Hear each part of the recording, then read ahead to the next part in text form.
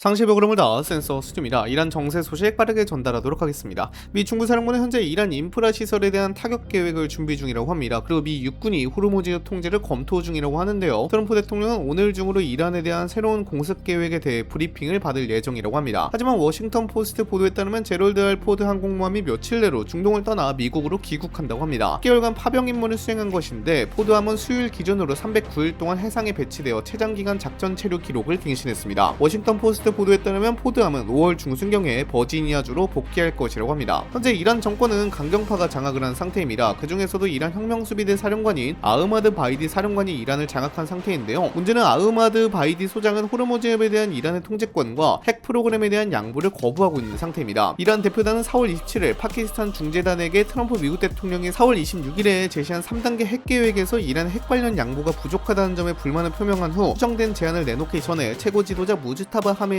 협의를 해야 한다고 밝혔는데요. 이란 인터내셔널 보도에 따르면 현재 무즈타바 하메네이와 접촉할 수 있는 유일한 인물은 아흐마드 바이디 사령관이기 때문에요. 사실상 아흐마드 바이디의 의중이 제일 중요한 것으로 보입니다. 실제로 현재 이란은 해상 봉쇄를 해제하기 전까지는 핵 문제를 논의하지 않기로 하였는데 이는 아흐마드 바이디 사령관이 요구했던 결과이기도 했습니다. 이는 이란 내에서 바이디 사령관이 어느 정도의 영향력이 있는지를 잘 보여주는 사례이기도 합니다. 무엇보다도 로이터 통신 보도에 따르면 무즈타바 하메네이는 아버지인 알리 하메네이보다 위상을 가지지 못하고 있는 것 같다고 분석하였는데요. 내부 논쟁에서 중재자 역할도 제대로 못하는 것 같다고 평가하기도 했습니다. 이렇다 보니 오히려 강경파인 바이디 사령관의 영향력만 계속 커지고 있는 상황입니다. 거기다가 이란 내에는 초강경파들까지 나타난 상황인데 이란의 최고 국가안보회의 위원인 사이드 잘릴리가 협상에 대해 더욱 강경한 입장을 고수하고 있는 상황입니다. 이 초강경파들은 아예 협상 자체를 거부하는 입장을 보이고 있는 상황입니다. 이란에서는 강경파들이 더욱 힘을 얻고 있는데 이로 인하여 온건파인 갈리바프 의장이 사실상 힘을 잃은 것으로 보입니다. 거기다가 폐지시켜야 한 대통령처럼 이전에는 이란 경제를 우선 생각해야 한다고 요구한 온건파 인사들은 현재 의사결정 자체를 못하고 있는 것 같다고 미국 전쟁연구소가 분석하기도 했습니다. 이란 혁명수비대가 추진한 이란 내 인터넷 차단이 주요 인사들의 정보 차단에도 영향을 끼치고 있는 것으로 보입니다. 이란은 거기다가 오만과 계속해서 이야기하며 호르무즈 해협 내 통행료 징수 계획을 이끌어내려고 하는 모습입니다. 오만에게 통행료를 같이 걷자고 요구 중인데요. 이란 외무장관 아바스 아라그치는 오만을 방문하여 해협의 행정 통제권을 분할하자는 제안을 했다고 합니다. 하지만 오만은 항행의 자유를 언급하며 이를 거부했다고 합니다. 이란 지도부는 이란이 처한 경제적, 군사적 압박을 완화하지 못하는 강경 노선으로 인해 발생할 수 있는 다양한 비상사태와 위험에 대비하고 있다고 합니다. 협상이 교착 상태에 빠지면 경제 붕괴로 인한 경제 불안, 장기 봉쇄 또는 미국과 이스라엘의 공습재개 등 이란 정권의 심각한 위기를 초래할 수 있는 여러 가지 결과가 발생할 수 있습니다. 이러한 시나리오들은 모두 동시에 발생할 수 있는데 이를 대비하고 있다고 합니다. 무엇보다도 이란은 전쟁과 제재, 봉쇄로 인한 경제적 압박이 커지다 보니까 내부 결속을 강화하는 데 주력하고 있는 모습인데요. 4월 29일에 리아라 가치가 사상 최저치를 기록하였습니다. 그렇다 보니 이란 인터내셔널 보도에 따르면 4월 28일에 향후 며칠 내에 시위가 재개될 가능성이 있다는 정보 분석이 있어 바이디 사령관의 측근인 졸가드르가 이 문제를 가지고 긴급회의를 소집했다고 합니다. 이러한 회의가 사실이라면 실제 이란 내부 여론이 크게 흔들리고 있다는 이야기가 사실일 수 있습니다. 또한 갈리바프 국회의장은 음성 메시지를 국영방송인 IRIB를 통해 공개했는데 음성 메시지만 공개한 것은 매우 이례적인 일입니다. 갈리바프 의장은 미국의 전략은 해상 봉쇄를 통해 경제적 압력을 가하고 내부 분열을 조장하여 이란이 미국의 요구에 굴복하도록 하는 것이라고 밝혔습니다. 갈리바프 의장의 메시지는 외부의 적에 맞서 단결을 도모하고 이란의 심각한 경제 상황에 대한 대중의 분노를 막기 위해 미국의 책임을 전가하려는 의도로 보입니다. 갈리바프 의장은 또한 이란과 미국이 합의에 도달할 때까지 봉쇄가 계속될 가능성이 높다고 덧붙였습니다. 갈리바프 의장은 이란 국민들에게 가까운 시일 내에 경제 상황이 개선되지 않을 것이라는 일종의 심리적 대비를 시키려고 그런 발언을 한 것으로 보입니다. 현재 이란은 더해서 미국의 항구 봉쇄를 우회하기 위한 대안을 모색 중이라고 합니다. 이란 총참모부 사나 데파프레스는 4월 29일에 이란이 미국의 봉쇄를 위반한 여러 이란 선박을 미국이 납포한 것에 대한 보복으로 미국 상선이나 이스라엘과 연계된 선박을 납포할 수 있다고 밝혔습니다. 실제로 이란은 선박을 통해 공격을 시도하기도 했는데요. 그러면서 데파프레스는 카스피의 연안 국가들과의 무역을 통해 필수 및 전략 물자를 수출입함으로써 미국의 항구 봉쇄를 우회할 수 있다고 밝히기도 했습니다. 이러한 언급은 아바스 아라그치 이란 외무장관이 러시아를 방문한 이후 나온 말이어서 더 주목을 받고 있습니다. 그러면서 다시 한 번 더 홍해를 봉쇄할 수 있다는 말을 언급했는데 이로 인해 미국과 이스라엘의 비용 부담을 가중시키자고 언급하였습니다. 다만 후티 반군이 실제로 홍해를 봉쇄할 가능성은 낮은 것으로 미국 전쟁연구소가 분석했습니다. 한편 이란 북서부와 남동부 국경 지역에서는 이란군과 테러 조직 간의 교전이 있는 것으로 보입니다. 이란 북서부 쿠르디스탄 주에서는 이란 혁명수비대가 4인조 테러리스트를 소탕하고 무기와 통신 장비를 압수했습니다. 그리고 시스탄 발루치스탄주 라스크에서 모바리준 인민전선 소속으로 추정되는 병력들이 이란 혁명수비대 차량을 공격하였습니다. 이들은 이란 이란 남동부에서 활동한 발루치 반정부 단체들입니다. 또 시스탄 발루치스탄주 자해단에서는 모바리준 인민전선 소속으로 추정되는 전투원들이 법집행 사령부 소속 장교 2명을 사살했습니다. 그리고 시스탄 발루치스탄주 이란샤르에서는 법집행 사령부 장교들이 모바리준 인민전선 전투원들과 교전을 벌여 전투원 2명을 사살하고 2명을 부상시켜 무기를 압수했습니다. 이스라엘 언론에 따르면 이스라엘 지도자들은 미국의 레바논의 임시 휴전이 예정된 5월 17일 만료일을 넘어서 연장되지 않도록 요청했습니다. 이스라엘 정부는 레바논 정부와의 협상이 5월 17일까지 결실을 맺지 못할 경우 레바논에서 이스라엘군 작전 확대를 승인해줄 것을 트럼프 대통령에게 요청했다고 합니다. 지금도 간간히 이스라엘군은 레바논에 대한 공습을 이어가고 있는 상황입니다. 4월 28일에도 공습이 있었는데 공습으로 인해 레바논 민방위대원 3명이 사망하는 일도 있었습니다. 추후 소식이 더 들리면 영상 제작해서 업로드하도록 하겠습니다. 영상 마치겠습니다.